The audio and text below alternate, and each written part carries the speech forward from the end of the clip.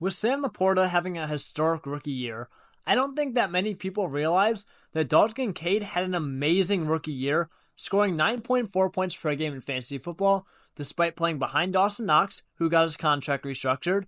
It's all Kincaid now. Stephon Diggs was the team's number one target, who is gone now, and I think there is a big potential for Kincaid. So we're going to be looking to see if you should draft him in 2024 fantasy football based on the film. For this video, we're going to be going from the beginning of the season all the way to the end. And this is super important for Kincaid because he's a rookie tight end. So we are going to see him develop a lot throughout the season. And let's just run through a few plays at the beginning of the season. First target of the year, just a nice little underneath route. And he's able to do a little bit after the catch, which is going to be important. Here we see a little check down, does a little bit after the catch as well. And it's not like he's getting a ton of yards in these clips, but see how he creates 2 to 3 yards, 1 to 2 yards even, out of nothing when he is almost sure to be tackled. That's a skill that a lot of tight ends don't have, and especially in a PPR league where it's important for these guys to get trusted with these dump-off targets, with getting the ball in their hands a lot when tight ends are typically very volatile in the amount of targets they get per week. If you have a guy like this that's doing that after the catch and is being used in that kind of situation, that's going to be a huge positional advantage for you in fantasy football. Now, we'll run through one more clip before we kind of start picking out some selective ones. You see here, early in the year, playing with Dawson Knox.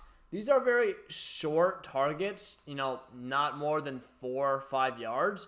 But he is getting used early and often, which is a good sign, especially in the first game of the year. Here's exactly what you want to see out of Kincaid. You're going to see him in line, but watch what he does here. He's going to get the ball in space off a fake handoff, and he's going to turn this into 9 yards after the catch, and that's massive. The Bills, if he keeps doing that, they're going to be treating him like a slot wide receiver or just a receiver that's getting moved around all over the field.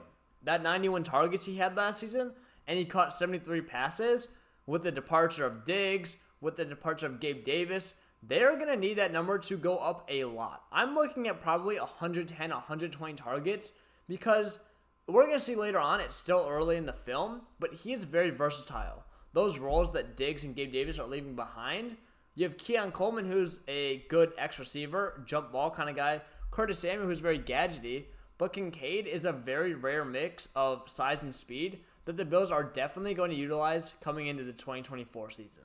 Let's look again here. We have Kincaid on a blocking route, and typically we don't really care about if they can block, but if he's on the field to block, and then he can actually be trusted to chip off his block, and then turn that into a check down, turn it at 10 yards, that's just another play that was super impressive to me, and I'm really, really liking what I'm seeing so far out of Kincaid, especially in space. First red zone target of the year, and nothing too special is going to happen here. 1st and 10. You can't really see the route off the stem, but it just seems kind of like a post route. Throw it into 2 guys. Nothing really, he could have done. I don't think that's on him. Just Josh Allen trying to show off his crazy arm strength and fit that into a window that was just not there. But that is going to go up as a misreception in the stat book in the red zone. So just thought it was super important to point that out and kind of just grade it as not Kincaid's fault. Here's the first play where we're going to see Kincaid kind of get further down the field. Now, 2nd and 5, so they go for more of a chunk play. And he's about 10, 15 yards down the field. Makes a nice move as well after the catch. And again, he's just fighting for those few extra yards, which I'm seeing littered all over his film. But again, we obviously want a guy that, is able to get a lot of targets. And being able to get a lot of targets often means that you're used everywhere. And that often means near the line of scrimmage because it's easy to get the ball, especially if you're like Kincaid and can, create with the ball in space. Now, on top of that, we also want to look for a guy's ADOT because if they're, only getting a few targets close to the line of scrimmage, it's going to be very hard for them if they only get 4 targets per game and they don't get as lucky and they can't rip out a chunk play. However, if they're getting 4 targets but it's down the field, they're getting more yards, so that can kind of just add up a lot quicker. And that's also important in fantasy as well. Here's another idea of them trying to get the ball to Kincaid. This is on a screen. This is not his fault, though, where the ball's behind him. You see him get the ball in space put it right here, and he can follow that block.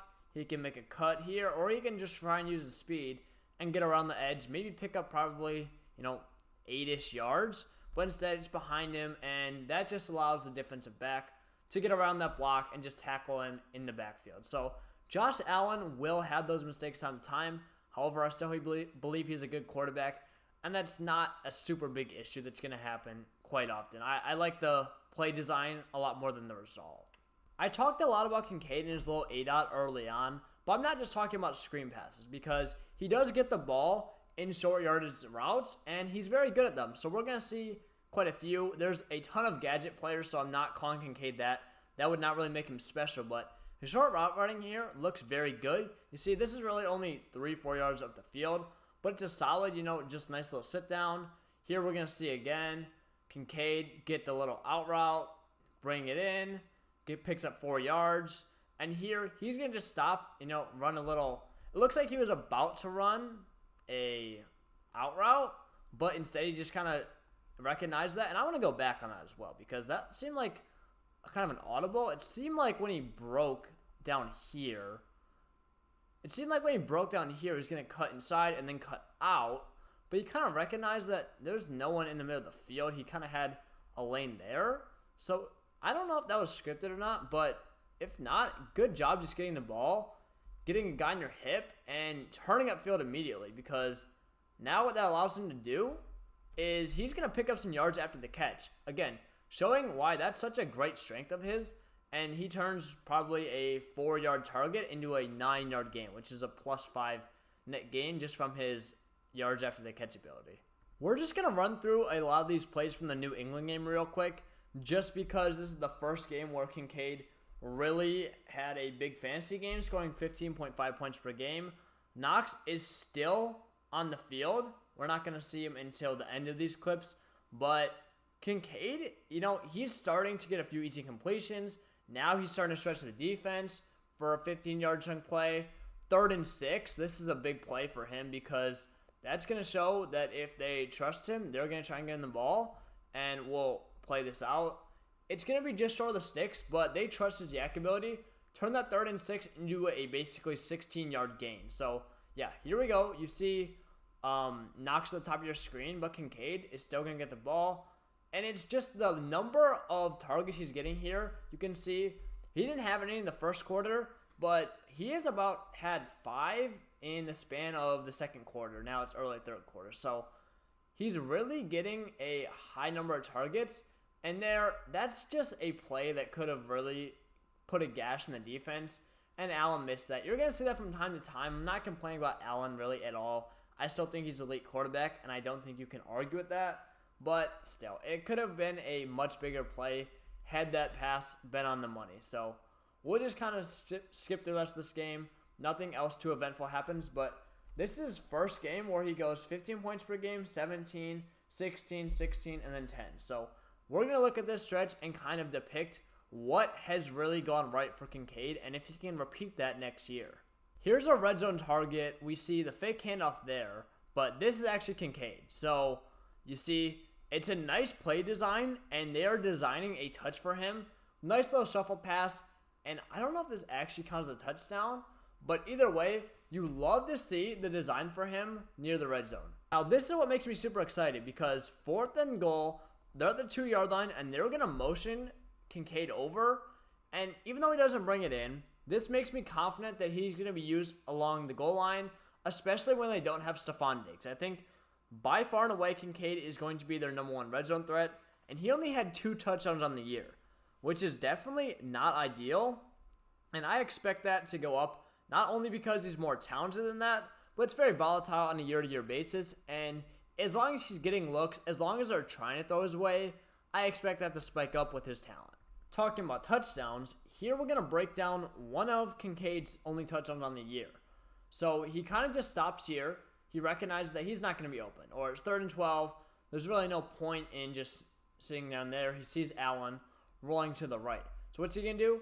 Keep running towards the sticks, finds the middle of the field, and this defender gets drawn away here. Levante David commits towards Allen, and Allen just lofts it over his head and brings in a touchdown for Kincaid. So Great play, great awareness, and you can really tell Kincaid is developing a feel for the game as the season goes on. So this is week 8, and you can really see that he's getting a lot better as a football player later as well. Here's the start of the Bengals game. We have Kincaid right here, and we're just going to break down basically all of his targets because this is where he goes for 16.1 points per game.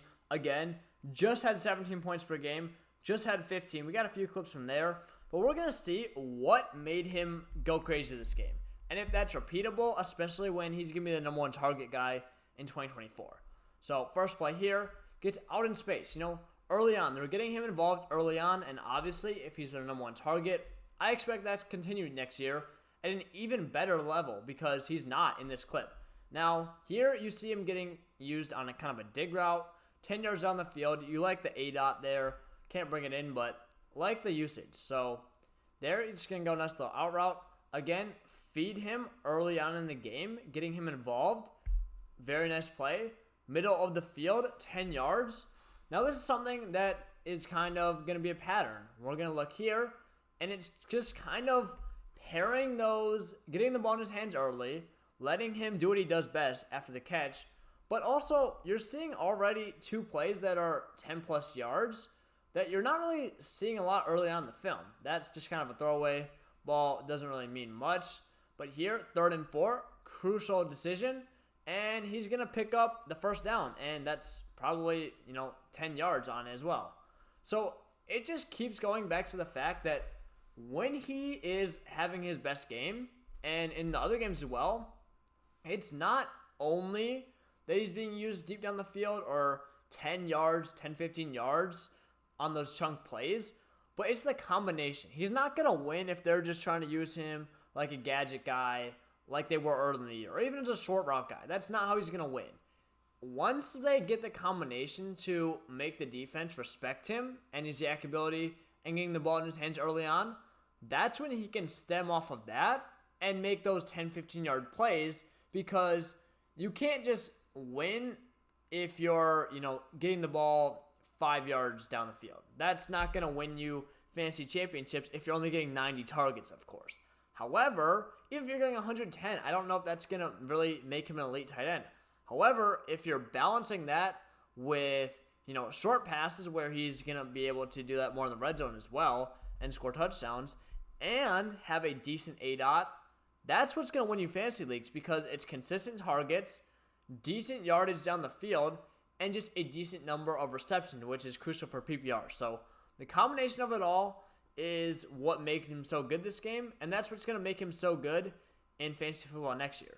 So let's kind of skip ahead to the next game as well. You just see he's getting used a little deep down the field. I don't know if that actually counts as a fumble, but not a great look. Either way, we're kind of seeing what made him successful, and it's only a 1-game sample size, though. So let's see if the same thing carries over in the next game. First play of the Broncos game, where he had actually 16.1 points per game, points in this game, and get him the ball early. 12:25 on the clock, early touch, and again, get him started with the ball in his hands. Now what we're going to see is get the ball in his hands again, a little deep down the field, 2nd and 13, so just trying to pick up some yards. And here we have him. It's a drop ball, but at least the target was deep down the field. So it's not just get him the ball, and the check down over and over again. Here, you got the touchdown, and that's what propelled the big game. So obviously, deeper down the field, does a great job just kind of finding the open space. There's really no one by him. And that's just, again, he gets the ball, and it looks like he's going to stop in the flat. It looks like he's going to do what he does normally, a lot. And that's why they kind of have to commit. That's why they're like, oh, he's just going to go take a 4 or 5 yard check down and try and make something happen. We can tackle him here. But he uses that leverage and uses that understanding to just flip his hips up the field. There's no one really paying close attention on him. There's no one really on him at all. And Surtain, the moment Surtain goes to Diggs, he's able to flip by that player, 32? And he's just wide open. Now, is it a little worrisome that Diggs is the one creating separation for him and Diggs is going to be gone? Yes, I don't really think what Diggs did here was so special, though. And I think that really any guy could do that for him. It's more of a matter of the fact of him being aware enough to recognize the space, recognize what the corners are doing, and then get used and, create space for himself deep down the field rather than just being content with that 4-yard check down. Now here, we're looking at again, a little underneath route, but he does turn that into 8 yards, so solid enough gain. Check down again. And we are seeing more checkdowns this game, but this game the difference was he was getting a shot down the field. It did turn into a touchdown, which obviously is going to inflate his fantasy points, but at the same time, it's not just, and there were more passes than that. It was, maybe 2 or 3 passes, not just as a check down, but it's that combination. It's the ability to be able to be great in the check down game and then work off of that to become a deep threat. We skipped really far down the season to the Patriots game, and that's just because there wasn't really a whole lot that happened with Kincaid. He was kind of getting the same kind of targets. He was working towards the middle of the field, towards the short check down part of the field, but he wasn't really running too many posts, too many corners, too many of those deep routes, or really any other, as many slants that I would have liked. So there's definitely a knock on him there. Would love to see more of that, and I think it's a weakness in his game at the moment. But here is a nice little kind of a deep post that he runs, just blows by his defender. I believe that's a corner on him, and turns that in to a huge game from Josh Allen. So, like I said, I didn't really see many posts up until this point, but that's a route that's in his bag clearly, because it's not like he's just winning that against a poorly mismatched middle linebacker. No, that looks like a corner on him. So we can clearly see he has the route running deep. He has the explosiveness and ability to win on those kind of routes. At least if it's not consistent, at least he does have that in his bag that he can pull out from time to time. And hopefully he will improve on that coming into year 2. Again, here is a play of what I was looking to see. It's going to be a corner route. And again, this is late in the year, so you see he kind of breaks off that linebacker, finds a soft spot on the defense. There's the deep threat. I think that's Gabe Davis kind of taking these 2 safeties out of the play. Just finds the green spot in the grass and picks up a chunk play. So later on in the year, we're seeing him kind of develop these routes, kind of move away from absolutely not running them at all to getting them mixed a little bit in his repertoire. So once he gets an off season of training, once he kind of just develops a little bit more, I expect that to be more in his bag, and I think that's great for his fantasy value. Now, don't expect that to be a consistent with him because he didn't show it for the whole season. We're basically at the end of the year now, and while I want to say that, oh yeah, it's going to come natural to him, it's going to happen all the time now next year, that's probably not the case. It's going to be better. I don't think it's going to be an elite asset of his. Now, most of this video has just been me talking about Kincaid, his ability to separate, get open, but here, we're going to see him flash his hand. It's going to be a back shoulder ball, and he has to readjust for that ball because it's an extremely tough spot. It's really the only place where Allen can put it without throwing it out of bounds or throwing it right at number 9. Well, that's a very good catch by Kincaid, so didn't really get a chance to showcase his hands much until the end of the year. We're already in, week 17 now, but very impressive catch. So again, it's not something that stood out to me. There were really no other plays like this on film. But near the end of the year is the best time to do this to show that you are developing and show that you can, have it a little bit in your bag. We're going to watch this one on the replay angle, and it's not a crazy catch by Kincaid. Kind of just separates off the guy. But here he shows some strong hands. Really breaks off his man. We're going to see. And with that dude draped all over him, he hauls it in. That's not an easy catch by any means, especially for a, not as big tight end. One more play of him showing strong hands. 3rd and 4. We're against the Chiefs.